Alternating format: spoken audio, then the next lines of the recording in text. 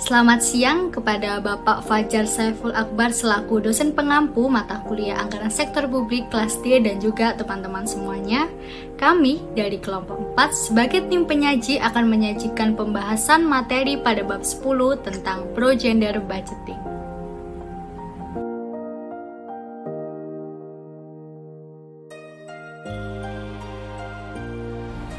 Sebelum memulai pembahasan materi, kami akan memperkenalkan masing-masing anggota dari kelompok 4. Pertama, Wanda Ayu Agustin dengan NPM 049, kedua, Ridatin Amalia Fitri dengan NPM 108, ketiga, Alma Cynthia dengan NPM 150, keempat, Cantika Zalfa dengan NPM 153, kelima, Esterlin Kurniawati Hartantia dengan NPM 158, keenam, Putu Paramita Adinda Kresna dengan NPM 171.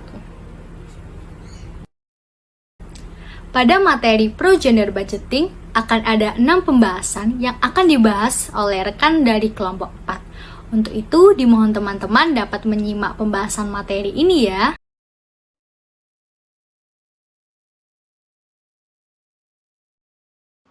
Apa sih pro-gender budgeting itu? Nah, pro-gender budgeting merupakan instrumen mengatasi adanya kesenjangan akses, partisipasi, kontrol, dan juga manfaat antara laki-laki dan perempuan pada pelaksanaan pembangunan, guna mewujudkan anggaran yang lebih berkeadilan. Nah, pro-gender budgeting ini bukanlah penyusunan rencana dan juga anggaran khusus yang terpisah antara laki-laki dan perempuan, melainkan sebuah kerangka kerja atau alat analisis guna mewujudkan keadilan dalam penerimaan manfaat pembangunan. Konsep penting anggaran responsif gender atau pro-gender budgeting. Terdapat 5 konsep penting. Yang pertama, anggaran responsif gender bukanlah anggaran yang terpisah bagi laki-laki dan perempuan. Yang kedua, merupakan strategi untuk mengintegrasikan isu gender dalam proses penganggaran. Yang ketiga, menerjemahkan komitmen pemerintah untuk mewujudkan kesetaraan gender dalam anggaran, serta menunjukkan keberpihakan terhadap kelompok marginal dan juga perempuan. Yang keempat, terdiri atas seperangkat alat dan kerangka kerja analisis, proses, dan politik, serta menilai dampak belanja pemerintah terhadap gender yang berguna untuk mengatasi kesenjangan gender.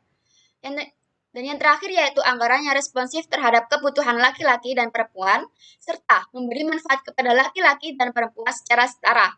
Melalui anggaran responsif gender ini, maka kesenjangan gender dapat berkurang dan terwujudnya kesetaraan dan keadilan gender.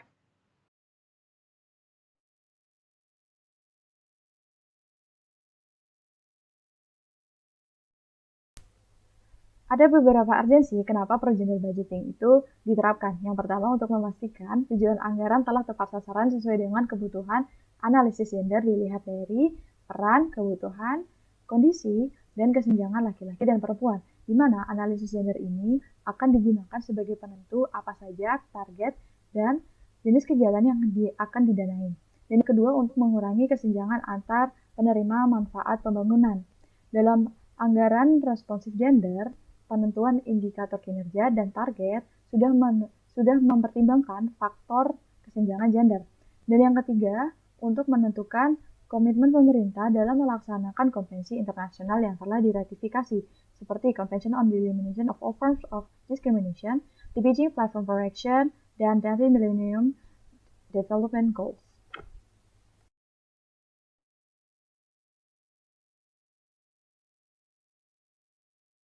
Di sini kita akan membahas mengenai karakteristik pro-gender budgeting atau anggaran responsif gender. Di sini bagaimana sih karakteristik dari anggaran responsif gender atau pro-gender budgeting itu sendiri? Nah, di sini tuh ada dua sisi. Yang pertama yaitu sisi pendapatan dan yang kedua yaitu dari sisi belanja. Yang pertama kita akan membahas mengenai sisi pendapatan. Dari sisi pendapatan ini terdapat ciri-ciri anggaran responsif gender. Yang pertama yaitu tidak membebankan atas pembayaran pajak dan retribusi bagi perempuan dan laki-laki yang terkait dengan pemenuhan reproduksi dasar seperti pemeriksaan kehamilan, konsultasi KB, dan menjadi peserta KB. Kemudian yang kedua yaitu tidak membebankan atas biaya visum untuk korban kekerasan, seperti visum yang dilaksanakan untuk mendapatkan alat bukti pada kasus pemerkosaan perempuan. Kemudian yang ketiga yaitu tidak membebankan atas biaya pembuatan akta kelahiran, baik bagi anak perempuan maupun anak laki-laki. Kemudian kita akan membahas anggaran responsif gender dari sisi belanja, yaitu terbagi menjadi 3 jenis. Yang pertama yaitu alokasi anggaran belanja target khusus gender. Target anggaran ini diperuntukkan lebih untuk menjawab kebutuhan praktis gender, baik laki-laki dan perempuan. Alokasi anggaran jenis ini digunakan untuk mendanai program atau aktivitas yang target sasarannya hanya laki-laki saja atau perempuan saja. Contoh dari analisis gender yang dilakukan yaitu yang pertama, alokasi anggaran untuk aktivitas peningkatan pelayanan kesehatan ibu pada APBD Provinsi Kalimantan Barat pada tahun 2007. Kemudian jenis kedua dari sisi belanja yaitu alokasi anggaran untuk meningkatkan kesempatan yang setara antara laki-laki dan perempuan. Alokasi anggaran ini berfokus untuk menjawab kebutuhan strategis gender dalam mengatasi kesenjangan antara laki-laki dan perempuan. Yang pertama seperti alokasi anggaran untuk pemberdayaan perempuan di bidang politik dalam APBD Provinsi Kalimantan Barat tahun 2007. Kemudian jenis ketiga dari sisi belanja yaitu alokasi anggaran yang mengedepankan pengurusutamaan gender atau PUG atau gender mainstreaming. Alokasi anggaran ini pengurusutamaan gender dibagi menjadi 2, yaitu yang pertama untuk penyiapan prasyarat yang dibutuhkan dalam perencanaan, pelaksanaan, pengawasan, dan evaluasi atas program atau kegiatan umum. Yang kedua yaitu untuk melaksanakan program dan aktivitas yang telah dirancang dengan menggunakan perspektif gender. Berikut adalah contoh anggaran dalam memenuhi persyaratan pengurusutamaan gender, yaitu alokasi anggaran untuk suatu program pelembagaan pengurusutamaan gender kegiatan rintisan model penanggulangan kekerasan terhadap perempuan dan anak di sekolah dalam APBD Provinsi Jawa Tengah tahun 2007.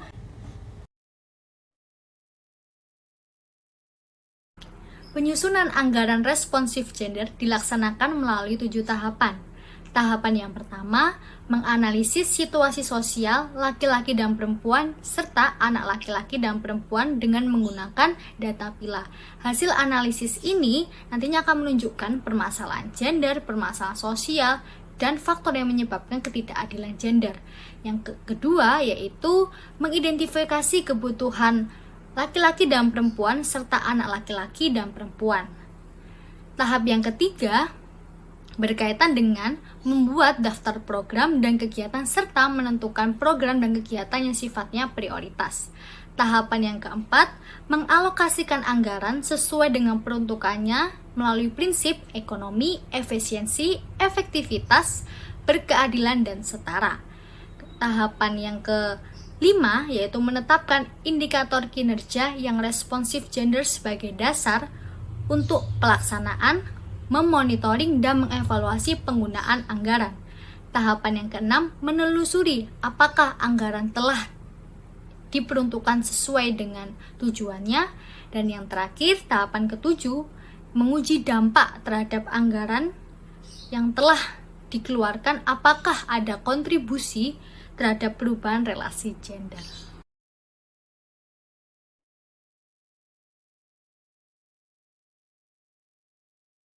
Perkembangan pro-gender budgeting di Indonesia. Pengaruh kesetaraan gender atau PUG pertama kali muncul pada konferensi PBB untuk perempuan keempat di Beijing tahun 1995. Di Indonesia, PUG diimplementasikan melalui Inkes nomor 9 tahun 2000 dengan tujuan mewujudkan kesetaraan gender dalam pembangunan nasional. Ruang lingkup PUG meliputi perencanaan, pelaksanaan, pemantauan, dan evaluasi. Pelaksanaan PUG melibatkan Kementerian Pemberdayaan Perempuan, instansi pemerintah, pemerintah daerah, LSM. Mekanisme kerja diatur dengan penanggung jawab nasional oleh Kementerian Pemberdayaan Perempuan, sementara penanggung jawab operasional di tingkat daerah oleh gubernur atau bupati atau wali kota. Pantauan evaluasi PUG mencakup kriteria seperti pertanggungjawaban ketepatan waktu, keefektifan, efisiensi, transparansi, kepercayaan, penggunaan data gender terpilah, dan adanya indikator. Ini juga melibatkan partisipasi perempuan dan laki-laki dalam perencanaan dan pengambilan keputusan. Kemudian, di tingkat daerah, beberapa provinsi telah mengeluarkan peraturan daerah atau perda terkait PUG. Untuk mendukung implementasi, diterbitkan Peraturan Menteri Keuangan Nomor 119 Tahun 2009 tentang anggaran responsif gender atau ARG yang kemudian diperluas ke berbagai bidang. Surat Edaran Strategi Nasional Percepatan Pengarusamaan Gender melalui Perencanaan Penganggaran yang Responsif Gender atau PPRG dikeluarkan pada 1 November 2012. Gubernur diminta membentuk Sekretariat PPRG daerah dan melaporkan pelaksanaan PPRG menggunakan format yang telah ditentukan.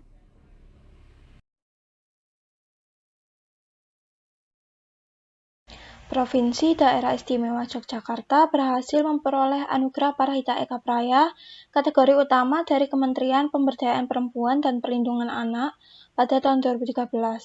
Nah, Anugerah Parahita Eka Praya ini merupakan penghargaan yang setiap tahun diberikan secara rutin oleh Kementerian Pemberdayaan Perempuan dan Perlindungan Anak untuk mengetahui sejauh mana pemerintah daerah dapat melaksanakan PUG untuk mencapai kesetaraan gender di tingkat nasional dan daerah, serta sejauh mana kelembagaan PUG ini telah memenuhi unsur-unsur prasyarat PUG dan dapat berfungsi secara efektif dalam satu sistem yang berkelanjutan, baik di tingkat nasional maupun daerah, termasuk peran swasta dan masyarakat. Selain itu, Daerah Istimewa Yogyakarta pada tahun 2010, Indeks Pembangunan Gendernya atau IPG-nya berada di urutan kedua tingkat nasional, yaitu sebesar 72,24, dan Indeks Pemberdayaan Gender atau IDG-nya pada urutan ke-6 tingkat nasional, yaitu sebesar 63,32.